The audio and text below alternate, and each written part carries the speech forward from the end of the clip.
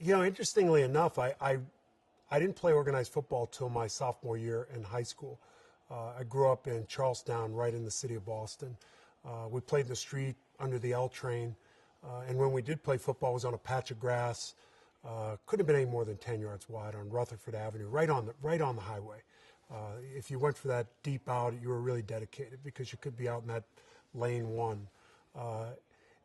Really, my life kind of turned. I was living with my uncle Mike, Aunt Edie, and my grandmother.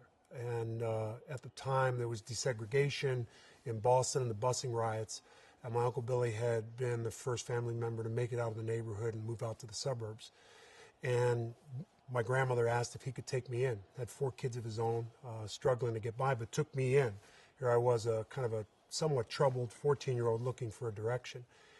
And I'm walking down the hallway first week in school, midway through the first semester. So really, it wasn't even a full season. And the high school coach by the name of Dick Corbin sees me in the hallway. I'm sort of thinking, who's this, 6'3", 210-pound 14-year-old? Hey, do you play football? And really, for me, that moment was when my life changed, and in turn, my entire family's life in so many ways changed. I ended up being fortunate enough to get a scholarship to Villanova, one of only 2 scholarships I was offered.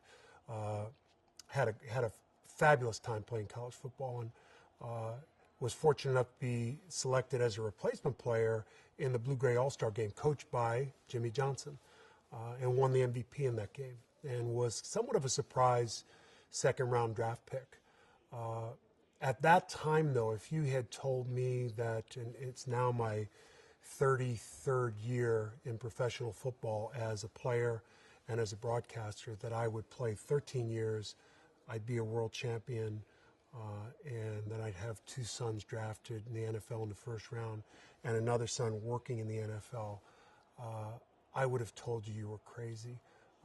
To say that the Long family loves football would be an understatement. That goes for my wife Diane, my son Christopher, my son Kyle, and young Howie, who works with the Raiders. It's been everything for me, and I'm not sure that my life would have ended up where it has been if I hadn't been walking down that hallway at Milford High School and Dick Corbin tapped me on the shoulder and asked me, do you want to play football?